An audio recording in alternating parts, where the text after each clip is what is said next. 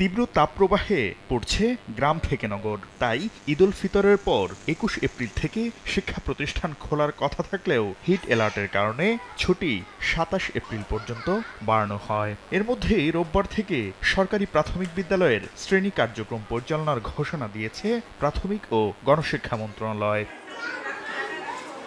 শনিবার গণমাধ্যমে পাঠানো বিজ্ঞপ্তিতে মন্ত্রণালয় জানায়, প্রাথমিকের শ্রেণী কার্যক্রম চালু হলেও প্রাক প্রাথমিক পর্যায়ের শ্রেণী কার্যক্রম পরবর্তী নির্দেশ না দেয়া পর্যন্ত বন্ধ থাকবে।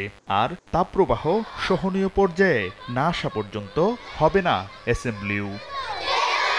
এছাড়া এক শিফটে পরিচালিত বিদ্যালয়গুলো প্রতিদিন সকাল ৮টা থেকে সকাল ১১:৩০ পর্যন্ত চলবে। আর ২ শিফটে পরিচালিত স্কুলের প্রথম শিফট সকাল ৮টা থেকে সকাল ৯:৩০ আর দ্বিতীয় শিফট সকাল ৯:৪৫ থেকে ১১:৩০ পর্যন্ত চলবে।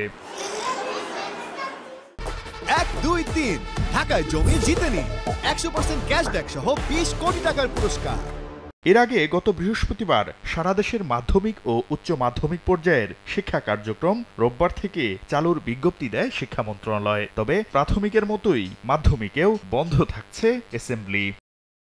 শাকির আহমেদ, সময় সংবাদ, ঢাকা।